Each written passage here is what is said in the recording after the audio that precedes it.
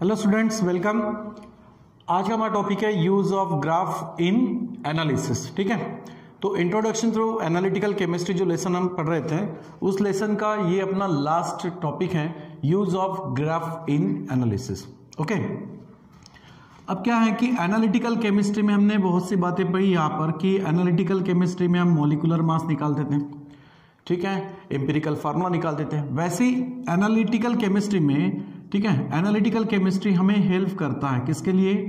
Analytical chemistry help to deduce the relations between the properties of matter, ठीक है, by graphical method. Okay, so analytical chemistry use to deduce, to find out, ठीक है, to deduce the relationship, to deduce the relationship between, ठीक है, relationship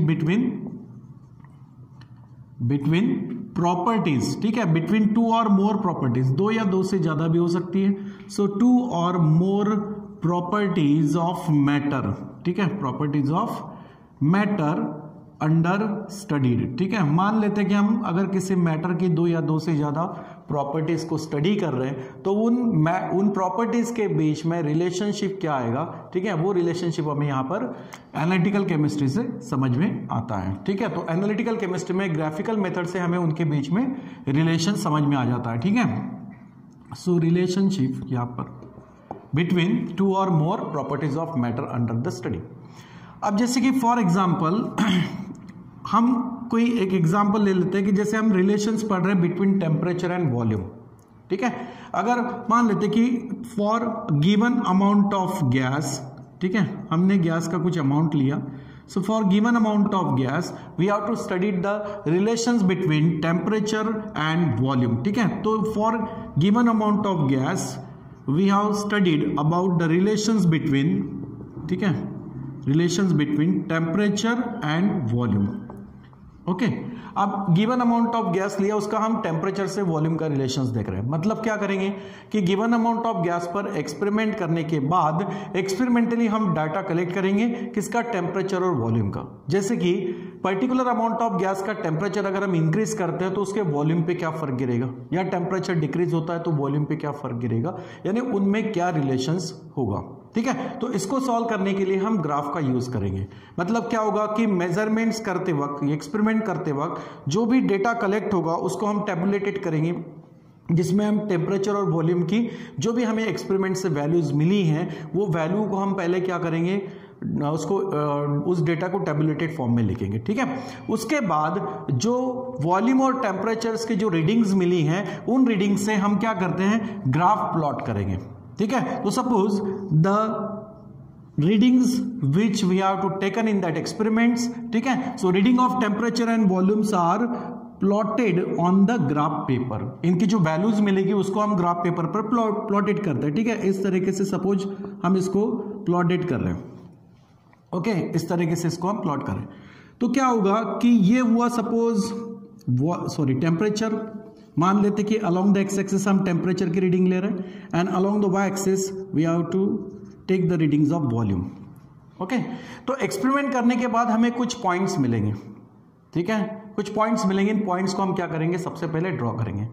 उसके बाद इन point से हमें अब कंक्लूजन निकालना है। तो कंक्लूजन किस किस तरीके से मिलेगा? सबसे पहले तो हमने क्या किया, टेम्परेचर और वॉल्यूम से मिले हुए रीडिंग्स के पॉइंट हमने ग्राफ पेपर पर शो किए। अब इसके बाद क्या करेंगे, अगर इन पॉइंट्स को हम ड्रॉ करते हैं, ठीक है, इन पॉइंट्स को अगर हम ड्रॉ करते हैं इस तरीके से, तो क्या होगा, यहां पर जैसे ही हम इन पॉइंट्स को डायरेक्टली अगर कनेक्ट करेंगे, if that points are directly connected with each other we get the zigzag line. इस तरीके से हमें जिगजैग लाइन मिलेगी।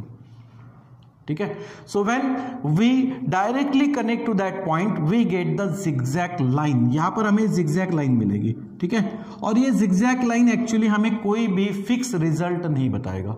मतलब this zigzag line does not conclude any correct result, ठीक है, या पर्टिकुलर रिजल्ट। यहां से कुछ पर्टिकुलर रिजल्ट हमें ऑब्जर्व नहीं होगा।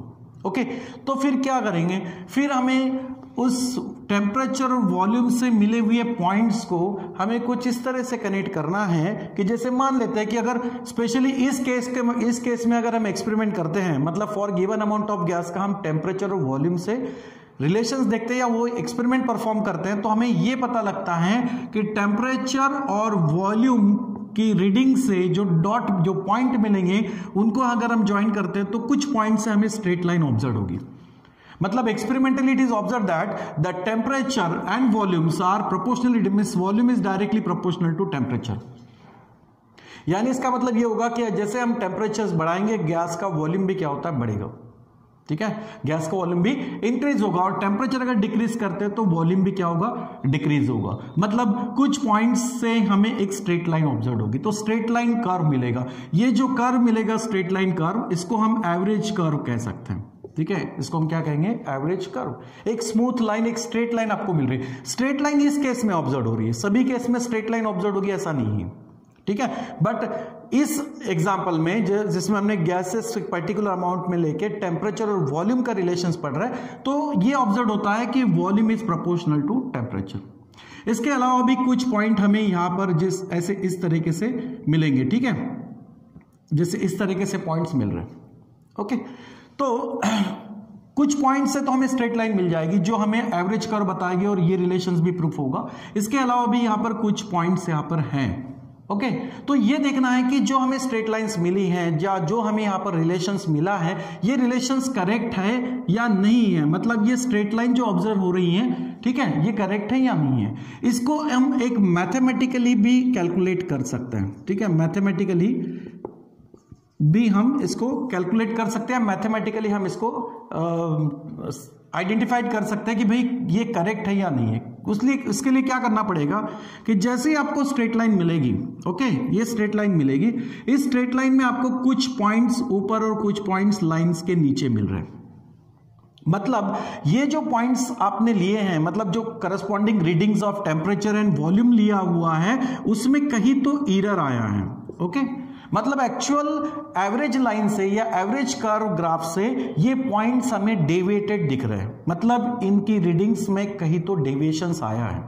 ठीक है, कहीं तो एरर आया है। तो एरर वहां पर नंबर ऑफ वे में हो सकती है, जैसे कि एक्सपेरिमेंटल एरर हो सकता है, ठीक है, या पर्सनल एरर हो सकता है। ओके, तो जो भी है, एनवायरमेंटल एरर भी हो सकता है। तो there are number of errors, वहां पर बहुत सी एरर्स होगी और एरर्स के वजह से हम जो पॉइंट्स रीडिंग्स नोट कर रहे थे उसमें कुछ रीडिंग्स हमें डेविएटेड मिलेगी। मतलब एवरेज कर्व से ये पॉइंट आपको डेविएटेड मिल रहा है।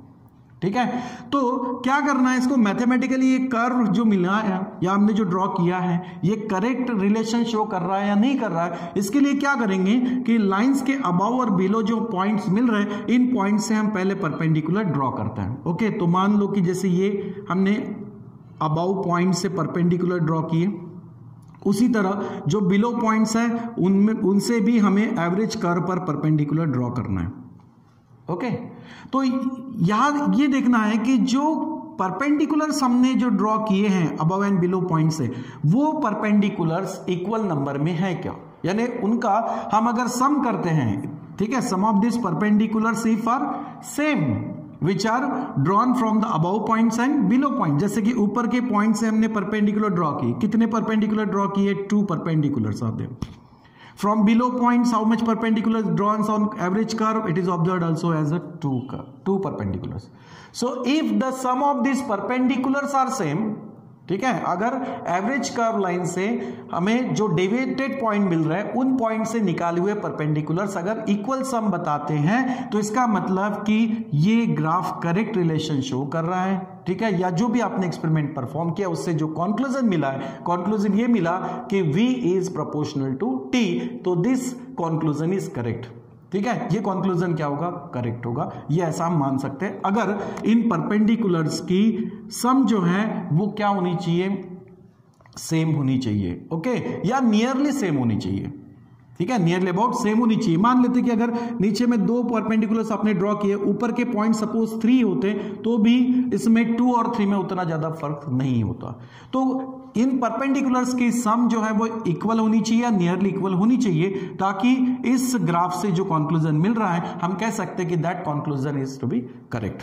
ओके, तो इस तरीके से एनालिटिकल केमिस्ट्री हमें कुछ मैटर्स के जो प्रॉपर्टीज है उनमें क्या रिलेशंस हो सकता है ये हमें डिड्यूस करके बताता है। ठीक है, so this is the use of graph in analytical chemistry. Analytical chemistry में हम ग्राफ को यूज करते हैं और वही ग्राफ हमें एक्चुअली रिलेशन शो करता है किसके बीच, प्रॉपर्टीज ऑफ द मैटर, ठीक है, which we have to study. जैसे कि हमने इस एग्जांपल में वॉल्यूम और टेम्परेचर का रिलेशन स्टडी किया कि भाई पर्टिकुलर गैस के लिए क्या हमें इफेक्ट यहां पर दिखाई दे रहा है टेम्परेचर का वॉल्यूम पे।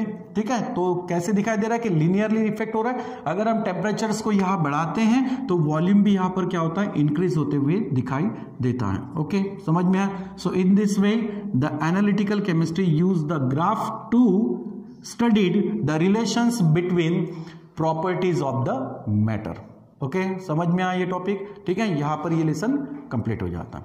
ठीक है बेटा, चलो थैंक यू।